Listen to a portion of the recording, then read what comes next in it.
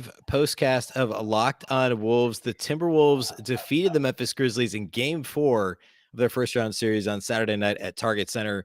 I'm here with Chelanga. I'm Ben Beecken. I'm the host of Locked On Wolves. We're going to break the game down. Immediate reaction, Chelanga. We're live. It's after midnight. It's Sunday now. This is a late start. What's your immediate reaction? What was Target Center like tonight?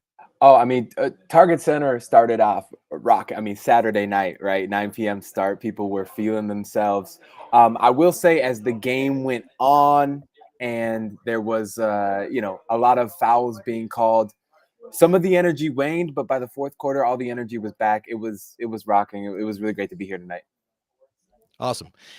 So yeah, obviously this was a back and forth game. There's so many ways we could take this. The Timberwolves played well early. This was competitive throughout. Obviously, it ended up being a 1-point game, but it was really a 2-possession game at the end. The Grizzlies made a meaningless 3-pointer at the buzzer. From the start of the game, the Timberwolves were competitive. It was like the first quarter of every game in the series has been really like tightly contested, a lot of foul calls, a lot of free throws. And the Timberwolves attempted 18 free throws in the first quarter. They attempted 0 in the second quarter as Memphis kind of punched back. This was I think a 2-possession game at halftime, really kind of back and forth all night. Kind of like the series to this point where it was kind of a game of runs. But neither team got out by more than, I think the Wolves led by 13 at one point in the first half, but it was never, that was kind of an outlier. It was mostly a 2-3 possession game throughout.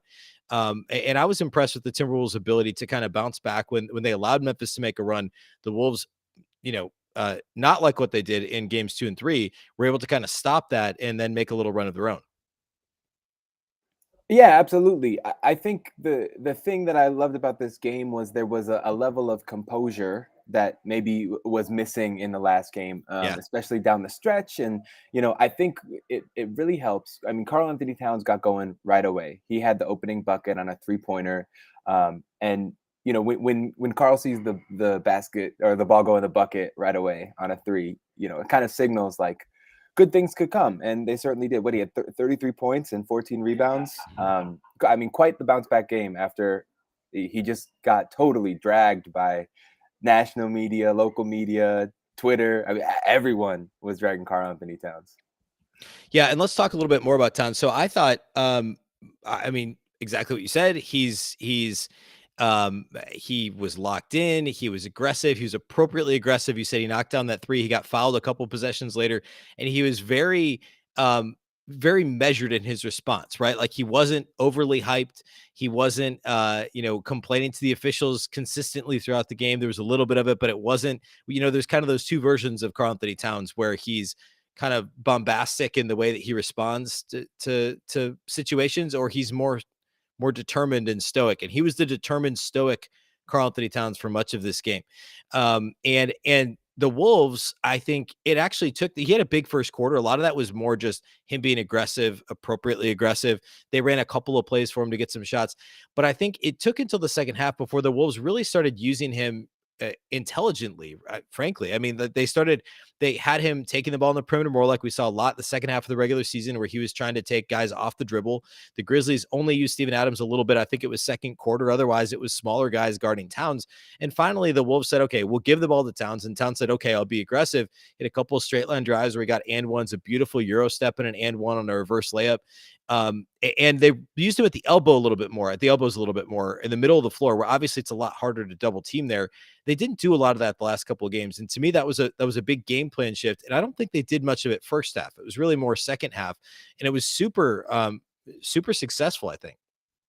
Yeah, absolutely. I mean, I saw less doubling overall by Memphis. They were, letting Towns go one-on-one, and he was winning. The couple times they did double Towns, either like if he didn't see the immediate cut by Ant or Vando or whoever, we're on the wing and in the dunker spot, he would just get down low, go split the double team and try to attack the basket aggressively, which I love to see. I love to see an aggressive, intentional Karl-Anthony Towns.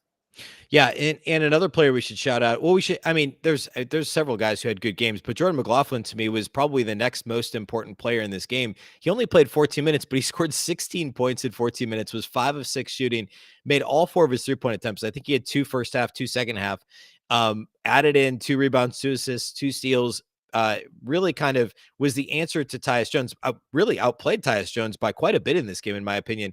And Tyus Jones is arguably the best backup point guard in the league. Timberwolves fans know more than anybody, besides maybe Grizzlies fans.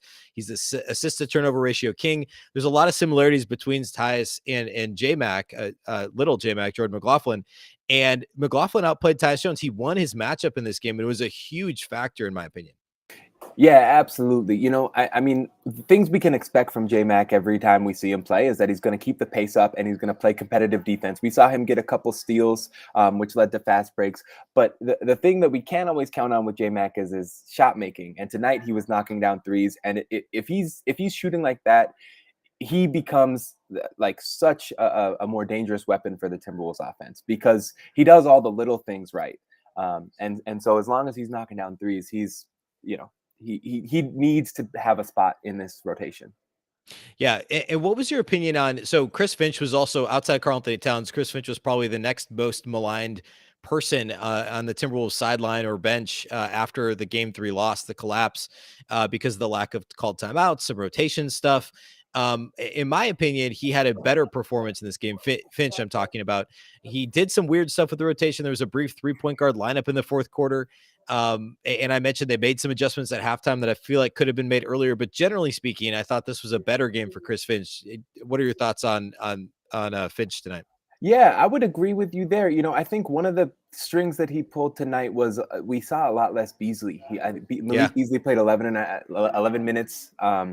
And part of it is because Malik was really getting burned defensively. There were a lot of plays where he lost track of his assignment off ball, got burned while he was guarding on ball. And so we saw a lot more Jordan McLaughlin. We saw Taurean Prince come in and sub out Malik in some of those lineups. In fact, Chris Finch a couple times immediately after he saw that Malik sort of fell asleep on an assignment, here comes TP to come sub him out, which I thought was great.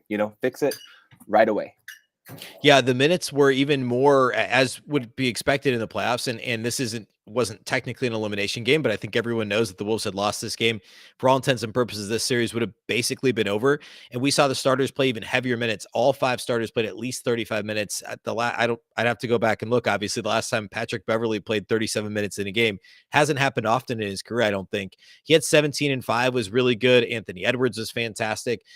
More of a kind of it wasn't like a dominant Anthony Edwards performance. He had that knee injury scare in the first quarter, but he was consistent throughout. He made his first 4 3-point attempts and then missed his last 4, but a really well-balanced attack from Minnesota. D'Angelo Russell was quiet, struggled again with his shot, but hit a couple of big shots late in the fourth quarter. Jared Vanderbilt was very good. It was just kind of a consistent, well-rounded performance in terms of the Wolves offense.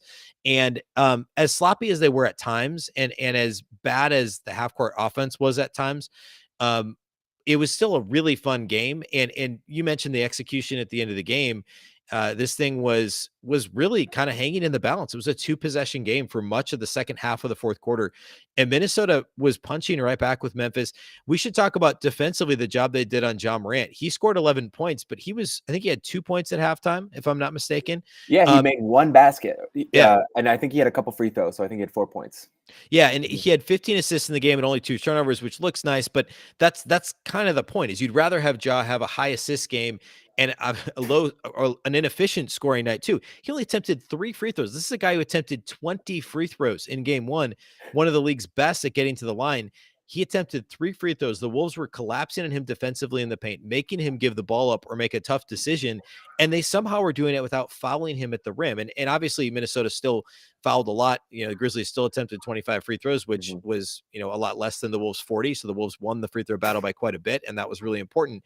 But for the most part, the Wolves did a great job defensively on Ja in this game and clearly stepped it up following the game 3 collapse. Yeah, I actually wrote a little bit about this just yesterday. Article came out today about like the Wolves have solved the hardest piece of the Memphis Grizzlies puzzle, and that is Ja Morant.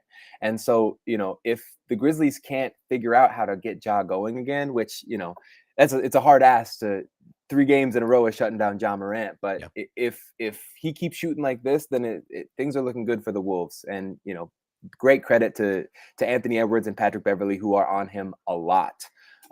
They did a great job. Yeah, and for me, the biggest takeaway, we can kind of look at peek ahead to game 5 here is the way that the Wolves were able to slow down Ja, like we just talked about, and then also the Wolves' adjustment to get Towns more in the middle of the floor. And I don't know why this didn't happen sooner, more on the perimeter, because in the first half of this game, he was getting the ball in the mid post and the low post. The Grizzlies were crashing him with double teams.